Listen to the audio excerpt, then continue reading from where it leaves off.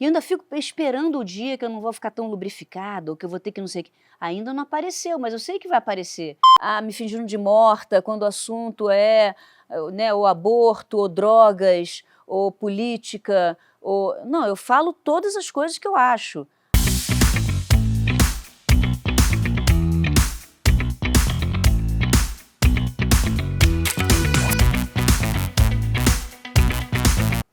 Olá, bem-vindos a mais uma edição do Ela Pode, o podcast da revista Ela do Jornal Globo.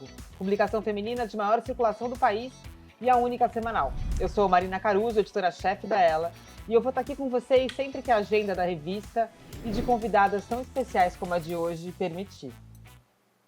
Ela tem 62 anos de idade, 34 de carreira solo, 9 álbuns, 2 DVDs, 2 filhas lindas, o título de Rainha do Pop Nacional e um swing sangue bom à prova do tempo. Eu tô falando, claro, da Fernanda Abreu. Muito obrigada, querida. Obrigada pelo convite, um prazer enorme estar aqui, eu sou muito fã da Ela. Ai, que delícia ouvir isso, eu que agradeço. Ainda mais com a tua agenda super corrida, eu sei que daqui a pouco você vai estar em Miami, não é? Dia 31 tem show lá, e você chegou de Portugal tem 2 meses, então eu imagino que essa agenda também seja uma loucura. Bom, vou começar pedindo pra gente pensar um pouco sobre o que representa, né, no ano que vem. O álbum da Lata está completando 3 décadas. Foi quando você levou esse swing samba funk para fora do Brasil, né? E agora você está indo de novo fazer um show fora. Olhando em retrospecto, assim, como foi lá atrás conquistar esse espaço de levar essa batida para fora e como é hoje ela recebida lá? Olha, foi incrível, porque a história do Da Lata chegar na Europa foi muito inusitada. Eu tinha acabado de fazer o disco e aí levei o disco para o presidente da gravadora. E o presidente da gravadora falou, olha, esse disco aqui no Brasil não vai dar em nada, porque era 95, enquanto o Lulu Santos está com um sucesso enorme naquele disco assim, Caminho Humanidade, todo mundo com uma referência dançante, disco, você está fazendo um disco de samba. Eu falei, não é um disco de samba, é um disco de afirmação dessa linguagem, da mistura do samba e do funk, que é a minha linguagem, que é o Rio de Janeiro e que eu estou investindo agora. Não, eu vou te apresentar o dono de um selo na França, e esse selo chama Totem Records, e aí o Bruno Boulet, que era o dono desse selo, lançou meu disco da Lata lá, e foi um sucesso enorme, porque eu acho que era um disco que tinha uma pegada, uma linguagem pop, mas tinha um acento muito brasileiro, né? Você tinha ali misturas de instrumentos de bumbo, caixa com cuíca, com tamborim, misturado com guitarra e scratch. Então, era um disco que caiu muito bem naquela época, né? Meus amigos iam para fora e falavam, Fernanda, você está aqui na loja de disco. Tinha loja de disco ainda. Nossa, é um sucesso. Né? Aí eu passei a fazer todos os anos, a partir de 95, lançar meus discos lá fora e especialmente fazer muitos shows, né? Nos festivais de verão. Da França foi para Holanda, Inglaterra, Espanha, Portugal, Alemanha, Bélgica, e fiquei rodando ali nesses, né, cada disco que eu lançava, fazia uma turnê, ia para lá, então foi bacana. E aí eu parei um pouco, ali mais ou menos 2006, por aí, porque minha mãe entrou em coma, e eu também, e meu casamento também, e aí eu acabei me separando, então foi um período em que eu quis ficar um pouco mais aqui no Brasil. E aí, de uns 3 anos para cá, eu voltei meus olhos novamente para fora, e aí comecei indo para Portugal, depois Chile, depois fui para os Estados Unidos.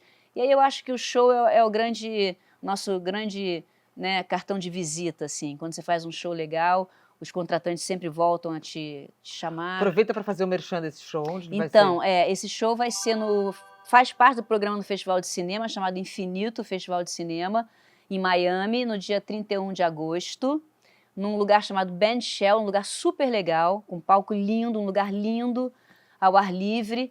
E é isso aí, todo mundo lá. Maravilha.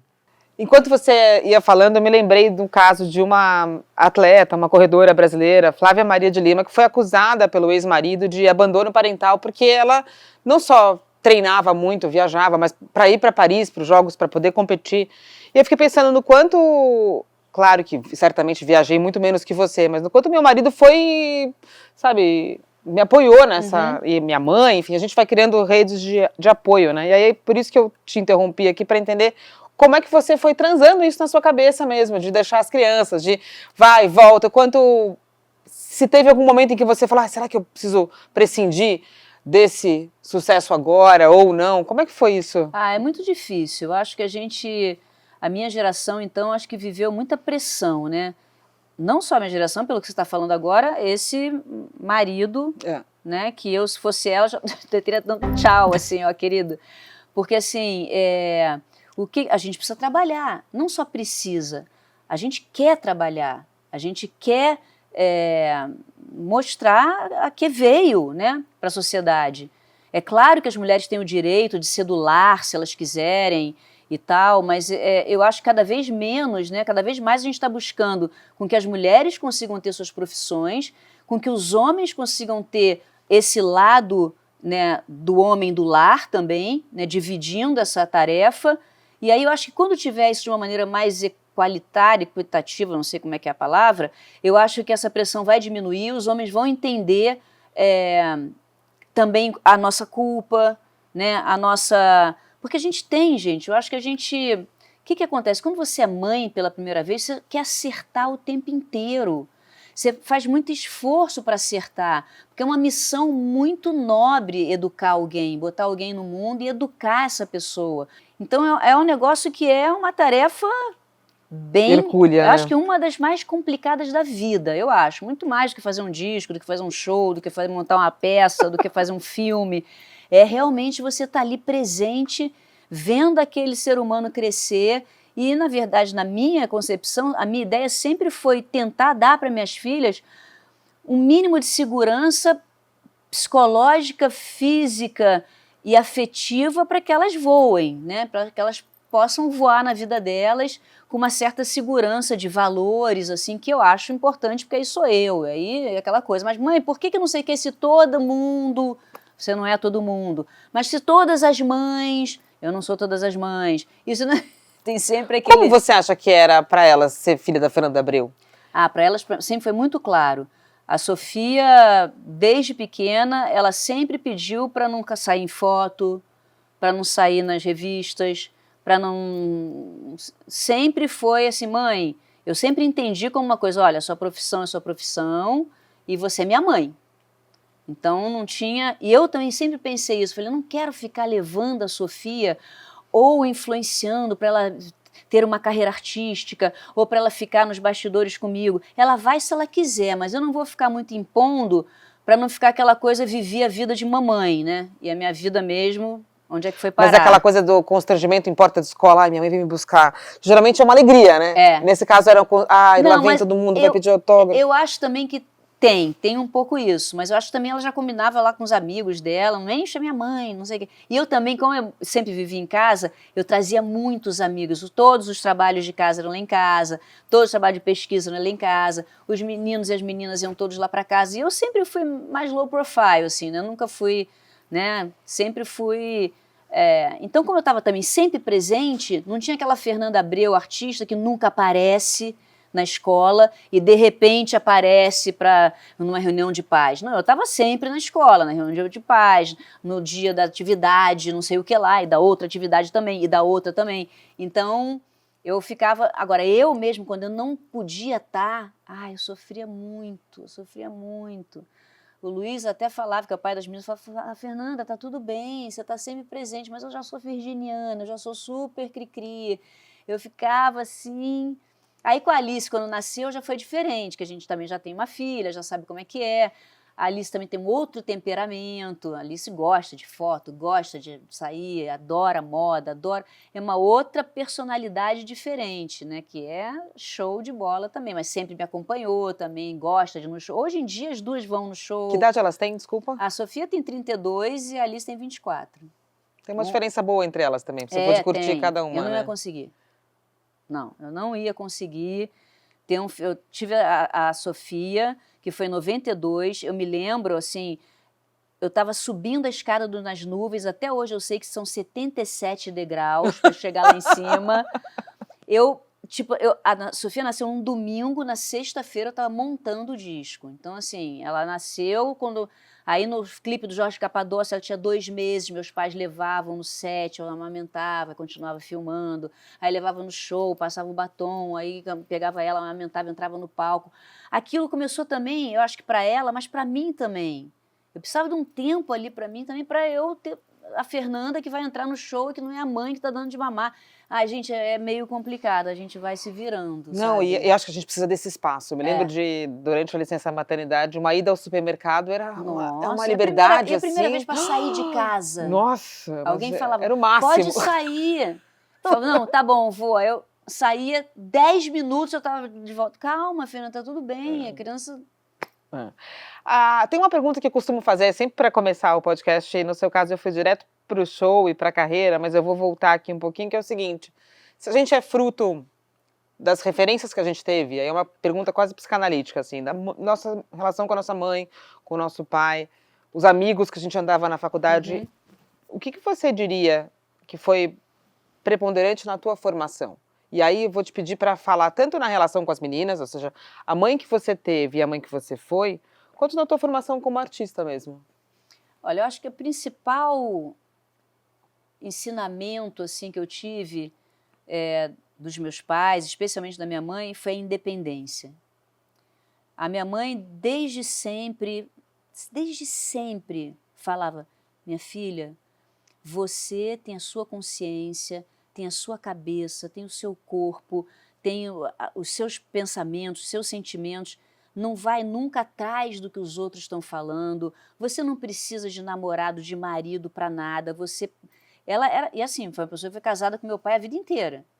Mas ela tinha esse negócio. E a outra coisa que eu acho era o Rio de Janeiro, muito presente, e a questão democrática, assim. Então, meus pais me colocaram em escola pública. Eu e meu irmão estudamos em escola pública, no primário, no ginásio. Isso fez muita diferença para a minha formação, de entender. Meu pai era arquiteto, vivia no Rio de Janeiro o tempo inteiro, era um cara que fazia obras. Então, a gente fez o viaduto de Mangueira, participou do Aterro do Flamengo. Ele adorava o Rio de Janeiro, um português que chegou para o Rio com 14 anos, mas... foi da primeira escola do CAP. Olha, ela conheceu minha mãe lá na escola do CAP, que já era uma escola super democrática e moderna para a época. Na sala deles falava, tinha gente de 14 anos, de 18, tinha gente de... era uma escola sem parede, tinha um negócio super moderno assim, de educação. Então, eu acho que isso assim, formou muito da minha personalidade. Esse lado de... ter no DNA o Rio de Janeiro, esse lugar... Que é uma característica sua muito profissional também, né? E que essa coisa de você poder... Cada vez mais a gente tem mais essa dificuldade de circular livremente no Rio de Janeiro, que eu acho que é a grande questão para todo carioca que adora estar na Zona Sul, na Zona Norte, na Zona Oeste, nas favelas, em todos os lugares. Hoje é mais difícil, é mais complicado, mas já fui muito baile funk, já andei muito, viaduto de Mangueira... Já fui, assim, o Rio para mim é um negócio que está muito... Mas também veio, acho que um pouco do meu pai, por essa paixão pelo Rio. E acho do meu lado feminino e de mulher, essa coisa da minha mãe de, olha, você é independente, você faz sua vida, constrói sua vida, independente de, não quer casar, não casa. Então eu tenho isso e também passei isso para minhas filhas, assim, essa coisa de é com vocês a vida, eu estou aqui, vou estar sempre aqui para vocês, sempre, mas vão seguindo o caminho aí, qualquer obstáculo, a mamãe está aqui, mas não precisa de ninguém para você ser alguém, não precisa casar com alguém para você ser alguém. Então, eu acho que é por aí, sabe? É estudo, conhecimento, e amizade, alegria, festa também, que eu acho que é legal, não é só trabalho também. Muito bom. Você falou en passant aqui sobre a dificuldade que foi no meio da sua turnê, desse período fazendo shows fora, de ter a sua mãe num coma, né? Acho que a gente envelhecer também é aprender que a gente vai contando menos com os nossos pais. Queria que você falasse um pouco sobre isso, como foi, o que aconteceu com a sua mãe, como foi viver isso e como você também vai tentando fazer com que as suas meninas possam contar contigo, mas entender que quando você não tiver, elas vão estar bem sozinhas. É verdade. A história da minha mãe é uma história muito peculiar, porque ela tinha 38 anos e descobriu um tumor no cérebro. E naquela época, foi em meio dos anos 70, não tinha ainda os exames que a gente tem hoje de tomografias e ressonâncias. Então eu me lembro do meu pai chamar eu e meu irmão para dizer que a minha mãe tinha 6 meses de vida. Isso você tinha que Eu idade? tinha 15 anos de idade, eu estava saindo Deus. para fazer uma prova na Royal Academy de Londres, porque eu fiz todas aquelas provas, né, da Royal Academy. E Ela faz balé desde os 9 anos de idade, tá? A gente vai falar disso já já. É uma coisa muito importante na minha vida. Virginiana e bailarina, imagina, metódica. Desculpa, eu te interromper. Super. Não, e disciplinada, Muito. né? E uma coisa... E aí foi uma coisa muito, muito difícil para mim, para o meu irmão, para o meu pai. E aí minha mãe fez quimioterapia, fez radioterapia. E aí a minha mãe não foi morrendo. E aí os exames foram chegando e, afinal de contas, ela não tinha um câncer no cérebro, ela tinha um meningioma, que é uma coisa super simples, que é um tumor que você pode tirar na fáscia, né, na fáscia da meninge, só que já tinha crescido tanto que era meio no meio da cabeça, assim, já estava meio o tamanho de um limão, então ela foi perdendo a visão, depois foi perdendo a audição, depois foi perdendo movimento, depois foi perdendo a deglutição, até que ela teve uma parada respiratória e ficou em coma, e ficou 6 anos em coma. E para mim foi muito difícil, porque foi exatamente o momento que tudo na minha vida foi uma grande pergunta, uma grande interrogação. Se eu queria continuar casada, o que eu queria fazer da minha vida, da minha carreira. Foi um momento também que estava cada vez mais aparecendo, tinha acabado o negócio, meio aquela transição de o CD está acabando, a pirataria está chegando, as pessoas começando a gravar os seus próprios CDs, e aí, ao mesmo tempo, o iTunes, vender música, e não era mais vender música, até virar o streaming, que é hoje, a gente, da música, passou por um período grande de transição e de interrogação, incerteza total do que fazer. A sorte é que a gente que trabalha com show, palco, a gente vai lá e faz o show e ganha nosso dinheiro, mas eu fico pensando, autores, por exemplo, songwriters, é tipo uma loucura hoje, né? O que é direito autoral, é uma coisa muito, muito séria que acontece. Eu acho que a gente continua nesse momento de transição, porque isso tem que, de alguma maneira, se equilibrar de uma maneira mais justa.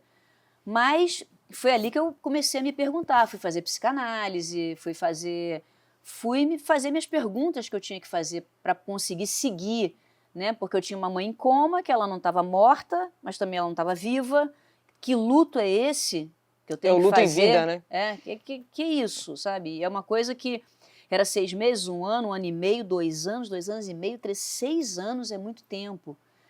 E questões também, meu irmão e meu irmão são muito unidos, que foi muito importante, a gente é muito unido desde sempre. E a gente ficou mais ainda unido e somos mais ainda hoje em dia. E é uma coisa que eu passo muito para minhas filhas, que são muito amigas que uma das outras. Que elas têm uma outra, né? E elas têm. E é uma das grandes felicidades da minha vida. Que eu vejo que elas são muito unidas, né? Às vezes eu me sinto um pouco de fora, assim, dos papos, né? Quando eu chego em casa, elas estão lá no eu tento entrar, assim, tá, mãe, peraí, não sei o quê. Elas moram com você ainda?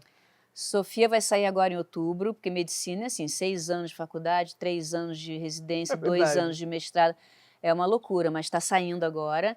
E a Alice talvez saia mais cedo, porque ela já está querendo ir embora. E eu vou ficar com aquela casa enorme, que provavelmente eu vou sair também, porque é uma casa grande. Mas a gente é muito, muito... Vocês são muito ligadas, muito né? ligadas. Eu vejo você fala dela sempre com muito carinho, claro, mas uma proximidade, assim, muito grande. Teve uma matéria que a gente fez na revista Ela, e se eu não me engano, em entrevista ao Eduardo Vanini, que é um dos jornalistas da equipe, você falou que numa determinada fase ali da conversa, aqueles temas polêmicos que surgem em família e tal, elas perguntaram para você se você já tinha feito aborto. E você deu uma resposta que me impressionou muito. Eu me lembro quando estava fechando essa matéria, deve ter sido, sei lá, em 2020, 2021. Você falou a verdade para elas, falou que já tinha feito e explicou que você não era a favor do aborto, mas sim a favor de que a mulher tomasse decisão e que você sabia que essa era uma decisão muito difícil. Queria que você contasse um pouco Quando foi que você viveu isso e como foi, se recontasse esse diálogo com as meninas? O que aconteceu? Eu tinha um namorado, meu primeiro namorado, e como na nossa geração a gente não tinha internet, não tinha nada, e não tinha muita educação musical educação sexual na escola, né? Não tinha. Na minha escola não tinha. Então a gente, aquela coisa, primeiro namorado, não sei o quê. Cara, logo que a gente começou a transar, eu fiquei grávida. Aí eu fui falar com a minha mãe. Falei, mãe, eu tô grávida, fiz o teste da farmácia. Não, vamos fazer o teste do exame de sangue. E aí eu falei, olha, eu não quero ter um filho. Eu tenho 17 anos, eu não quero ter filho de jeito nenhum. Aí ela falou, olha, filha, vamos ver, eu vou com você, eu vou fazer um aborto com você e tal. E aí conversamos muito, ela conversou muito, ela falou, olha, Fernanda, fica tranquila, assim, não fica culpada. Foi uma coisa que aconteceu, foi um acidente que aconteceu. Não é uma coisa que você queria ficar grávida, que você está tirando a vida né, de uma possibilidade de uma vida. Não, foi um acidente que aconteceu. Você não tem a menor condição de ser mãe com 17 anos, nem quer e nem tem condição.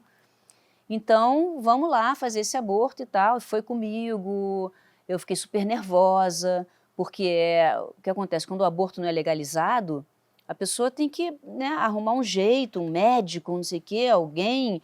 É uma situação muito difícil para todo mundo, para toda a família, para a pessoa, especialmente para a mulher. E aí fiz o aborto e tal, e fiquei assim, fiquei mal. Mas, cara, eu tive todo o apoio do meu namorado, que eu continuei com o meu namorado. O privilégio de fazer num lugar minimamente seguro. Exatamente, né, que com a a minha maioria da população não mãe, tem. sabe, do lado da minha mãe, que era meu porto seguro. Então, e aí imediatamente eu comecei a fazer tudo o que tinha que fazer, né? Tomar pílula e depois todos os contraceptivos e tal, que eu pude fazer na minha vida para ir mudando, né? Porque também tomei pílula há 10 anos.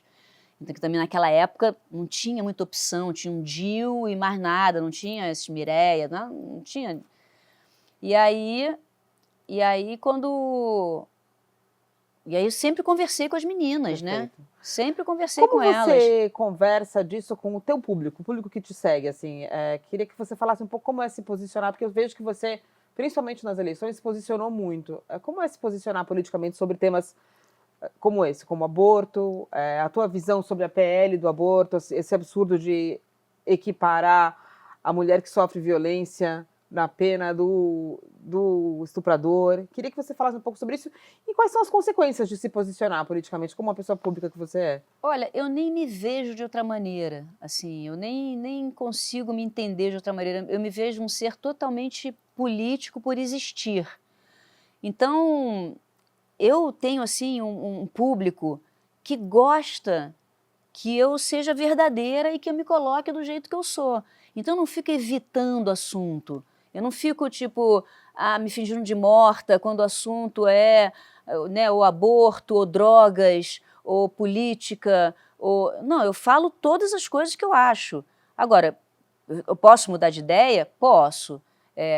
Eu posso, cada vez que eu estou conversando aqui com você, eu vou sair daqui diferente um pouco do que eu cheguei aqui, graças a Deus. Espero ser assim até 90 tantos anos de idade. Só espero não viver igual a minha avó, que viveu 104, e meu avô com 102. E tá lá. Porque é muita com coisa. 62 você tá assim. É muita coisa para mim. Mas as pessoas gostam, eu vejo os comentários, ainda bem que eu sou seu fã, sabe? Ainda bem que estou certo de ser seu fã. Que bom que você pensa assim, porque eu não me privo de comentar nada. Qualquer coisa que eu acho absurdo que acontece no Brasil, no Congresso Nacional, em eleições, em qualquer Rio de Janeiro, ou com as mulheres, ou com violência, ou com homofobia, ou com racismo, eu vou e me posiciono. Eu li uma entrevista sua em que você dizia o seguinte, abre aspas, o sexo depois da menopausa é um tabu, mas para mim foi um alívio não menstruar todo mês. Nessa mesma entrevista, você contava que descobriu um novo amor aos 50 anos. Foi quando você se apaixonou pelo Tuto Ferraz, que é produtor musical. Como foi viver essa transição da menopausa, que hoje é até muito mais explorada, eu acho, pelas mulheres, né? Do que era há 10, 12 anos. Mais uma vez, a gente é vítima de uma geração que não tinha muita informação, né, Marina? Era assim, ninguém nunca me falou como é que era entrar na menopausa. Nem a minha mãe, nem a minha avó, nem a minha tia, nem ninguém. Então, assim, a primeira vez que eu entendi que eu estava entrando na menopausa foi quando eu fui ver uma exposição, que eu acho que foi na Laura Alvim até, e de repente eu fiquei suada em 1 minuto, em 1 segundo. Sei Falei, bem. gente, que é isso? Tô com febre, o que está acontecendo? Aí, em 1 segundo, não fiquei mais suada, fiquei com frio. Falei, tô doente, vou voltar para casa. Cheguei em casa, falei, gente, liguei para minha médica, minha ginecologista, falei, olha, eu acho que eu tô, que é minha médica também, que ela é homeopata e tal. Ela falou, Fernanda, sinto te falar, mas isso é um dos primeiros sintomas da menopausa e tal.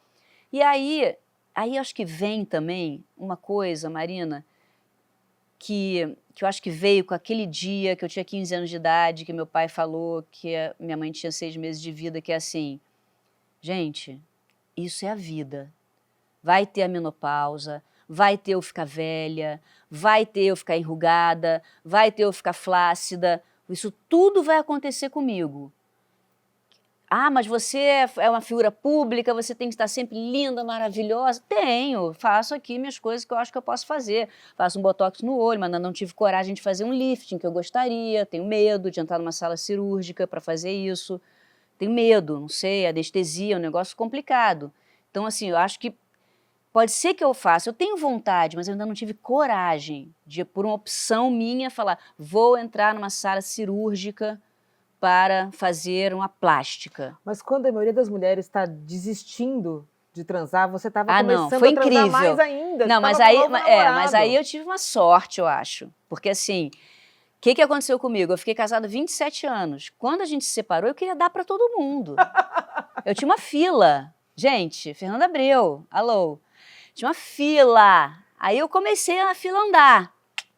Tal, ótimo, que ótimo. Um amigo aqui, outro amigo ali, amigos, né? Que a pessoa já sabe que, né? Já estava ali orbitando, exato. Né?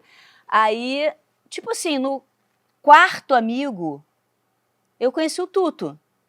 Aí eu me lembro, e o Tuto era o contrário, super galinha, tinha transado com... Eu ia para São Paulo, que ele é paulista. Eu ia para São Paulo, todas as mulheres que passavam na rua, eu perguntava, você já transou com ela? Já. Desisti de perguntar. Falei, não vou mais perguntar, porque não vai dar certo. Aí, quando a gente começou a namorar, ele mesmo falou para mim, pô, será que a gente está no mesmo momento da vida? Porque eu tô querendo muito dar uma sossegada, pô, acho você o máximo, não sei o quê, nananã.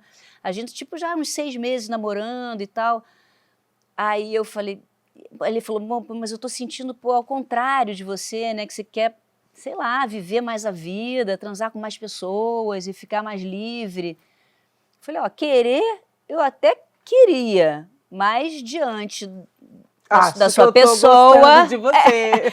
diante da sua pessoa, né, do sexo que a gente faz, eu tô parando por aqui, tô achando o máximo. E aí, assim, a nossa vida sexual é muito boa. É muito boa. Então, assim, é uma coisa que, sabe, para mim tá tudo certo. E eu ainda fico esperando o dia que eu não vou ficar tão lubrificada, ou que eu vou ter que não sei o que. Ainda não apareceu, mas eu sei que vai aparecer, mas ainda não apareceu. Então, assim, é uma coisa, eu acho que eu tive sorte, sabe? De ter uma pessoa carinhosa, sabe? E que eu tenho uma tesão, e que tem uma tesão em mim, e que a gente tem uma cumplicidade, que a gente é músico, que a gente viaja, que ele toca comigo, e tem o trabalho dele, eu tenho o meu, eu moro no Rio, ele mora em São Paulo. Tem uma super admiração. A gente tem 2 casas, então é um casamento, para mim, ideal. Do que de novo ficar 24 horas com uma pessoa casada no mesmo lugar. O que mudou, talvez, além de não ficar 24 horas com uma pessoa, mas o que você acha que é diferente de um amor e de uma libido mais madura? Eu acho que primeiro a gente já sabe muito mais o que a gente gosta, de como é que se chega no prazer, tem menos vergonha, eu acho, de falar, né, de se colocar, tem menos também, acho que a sociedade ajudou a gente, a partir de 2013, quando teve a nossa primavera feminina e feminista, eu acho que cada vez mais esse assunto das mulheres tem ajudado a todas as mulheres. Então, eu acho que isso tudo dá mais confiança pra gente. mais segurança e mais autoestima. E as pessoas, né, você fica mais tranquila. E aí quando você também tem um parceiro que está disposto a ouvir, que está disposto a, né, a contribuir ali, né, com você e não está cheio de, né, de problema, ou tem que... Porque tem muito homem que é muito egoísta, né, só pensa no prazer dele e tal. Então, acho que quando você conhece um homem assim que tem esse lado mais de entendimento mais feminino, eu acho que é bem legal. Agora, essa coisa de você ter a vida inteira feito balé também te deu uma disciplina, um rigor que ajuda, que serve como norte para você não descarrilhar em alguns momentos? Cara, eu digo assim, a minha educação foi assim, meu pai, minha mãe e o balé. Uhum. O balé é muito mais do que os passos que eu aprendia, do que a técnica do balé e a escola toda e a própria arte. Eu acho que foi isso que eu aprendi, disciplina, determinação e humildade diante da arte. Você nunca está pronto, ponto. Mas eu nunca fui de me deslumbrar e não sei o quê, porque eu acho que eu aprendi isso com balé. Hoje é meia pirueta, amanhã é uma pirueta, depois é uma pirueta e meia. Aí volta, não consegue mais, faz só uma. O que está errado? Por que eu não estou conseguindo me equilibrar? Volta 2 piruetas. Nós já está com 3, pouco. Pode chegar a 7. O Baryshnikov faz 12. Não tem, entendeu? Então você nunca... Você está sempre buscando. E o fato de ser virginiana também, que faz com que você tenha uma metódica e uma razão.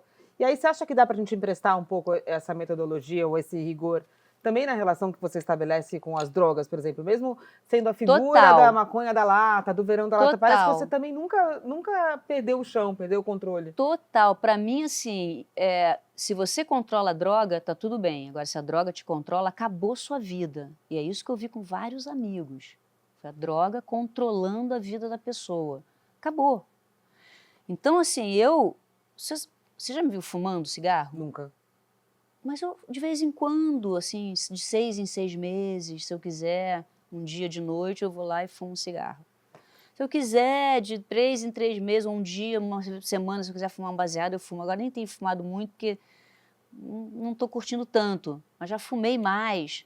Cheirar, nunca cheirei, nunca gostei, sempre achei horrível, sempre detestei os ambientes que as pessoas estavam cheirando, era um saco, eu ficava todos eles, dançando, curtindo, até de manhã, nananã, mas... O que isso faz perder o controle?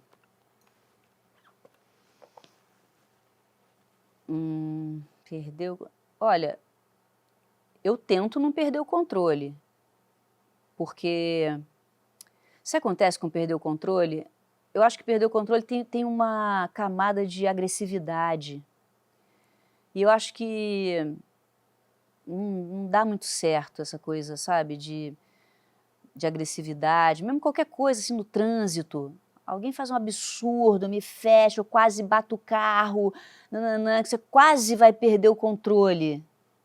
Mas, cara, não vai adiantar.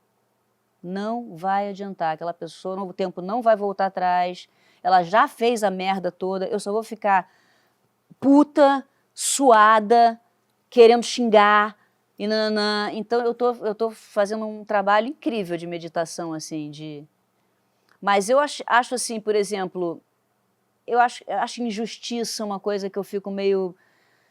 Eu não aguento, sabe? Eu tenho que falar, eu não me seguro. Tem certas coisas assim, eu acho que especialmente injustiça, assim, eu acho uma coisa que não gosto. Não gosto. Uma pessoa falar um negócio, sabe, eu falar, ou ver uma coisa acontecendo, de uma injustiça acontecendo, e eu ficar tranquila. Não, eu não perco o controle, mas eu fico muito indignada, vamos dizer assim. Perfeito. Para a gente começar a encerrar a conversa, eu queria te convidar aqui a responder 2 perguntas. A primeira é: aonde você gostaria de estar daqui 30 anos? Já li algumas entrevistas em que você disse que você mesma aos 90 vai ser a garota sangue bom. Queria saber se isso procede. E queria que você contasse um pouco o que você tem ouvido, para a gente poder resgatar quais eram suas grandes referências musicais e quais são as músicas que hoje tocam no seu celular, no seu streaming. Olha, eu acho que daqui a 30 anos... 30 anos? 92 anos de idade? Seus avós viveram até 100 e pouco, né? Eu acho muito incrível, por exemplo, a minha grande assim, eu tenho vontade, eu não sei se eu tenho vontade, tá? Mas quando eu olho a Fernanda Montenegro, que eu vejo ela com 94 anos no palco, falando aqueles textos, o Otton Bastos, com a cabeça muito boa, sabe? E ativo e trabalhando. Eu me vejo um pouco assim, mas às vezes eu fico com preguiça. Às vezes eu gostaria de estar mais assim, tipo numa rede, na Bahia. Mas eu não sei se eu ia aguentar também, entendeu? Acho que sim, porque eu ia estar com 92 anos, né, gente? Então, eu acho que sim. Mas eu me vejo muito produtiva ainda. Mas eu tenho vontade de começar a desacelerar. Eu tenho essa vontade. E aí, pensando em desacelerar, o que você estaria ouvindo? O que você tem ouvido? Eu tenho ouvido coisas muito diferentes, assim. O Tuto me traz uma coisa toda de jazz, instrumental, que eu quase não ouvi na minha vida e que está sendo muito legal ouvir. Então, me traz todas as referências dele, de jazz instrumental, que é um jazz que eu acho mais tradicional, não é assim, não é um fusion, assim, muita nota, aquelas coisas, né? É uma coisa mais tipo ballads, assim, do Miles Davis. Eu continuo ouvindo grandes referências que eu tive na vida, como Stevie Wonder. Então, quando eu vou andar, eu gosto de ouvir ainda nos discos que eu amo. Quando eu estou mais animada, eu também escuto as velharias, tipo Michael Jackson, Prince, Madonna, James Brown. Mas eu gosto de escutar as coisas que estão rolando agora mais novas, né? E não era mais para ter pergunta, mas eu não aguento, assim, eu morro de curiosidade. Eu sempre me pergunto assim, enquanto você está cantando Veneno da Lata, quando você está cantando... Enfim, Rio 40 Graus. Rio 40 Graus, assim como quando o Caetano está cantando Leãozinho, eu sempre me pergunto o que está passando na cabeça deles. Ai, meu Deus, caramba, que saco, eu tô aqui cantando essa música de novo. Ou não, você consegue redescobrir ela a cada momento, como é? Eu adoro isso. Isso eu acho que faz parte de uma coisa da pessoa virginiana. Eu acho que estava vendo outro dia entrevista de alguém, de algum ator desses foda, assim, falando que tinha feito durante 50 anos a peça inglesa do Ricardo III, sei lá o quê, e todo dia a peça começava da mesma maneira, ele abria uma porta e entrava no palco. E cada dia para ele era diferente, mas ele já sabia que era aquela cena, já sabia que era aquele texto, já sabia aquela porta, já sabia tudo. Ele fez 50 anos aquela peça.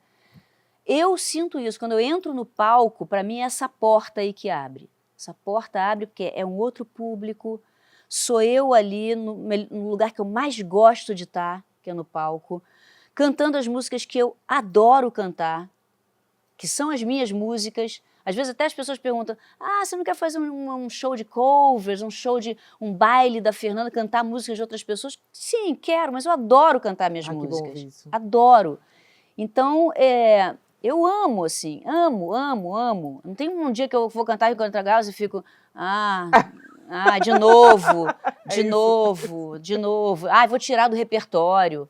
Não. Tudo bem, eu vario bastante o repertório, boto músicas do disco novo, tiro. Cada disco que eu lanço, eu boto músicas do disco novo, trago, refaço arranjos para eu mesmo me animar. Mas aquelas letras, aquele ritmo, aquilo que eu estou falando, é totalmente o que eu quero falar. Maravilhosa. Ela pode, tá vendo? Ela pode tudo. Muito obrigada mais uma vez. Que delícia ter você aqui. Obrigada de coração. Muito bom. Gente, eu agradeço muito a presença de vocês também. E a gente se vê daqui a pouquinho, em 1 ou 2 semanas. Foi? Obrigada. Obrigada, gente. Que maravilhosa. Obrigada, querida. Eu amei. Adorei também. Também, cuidado, tá presa.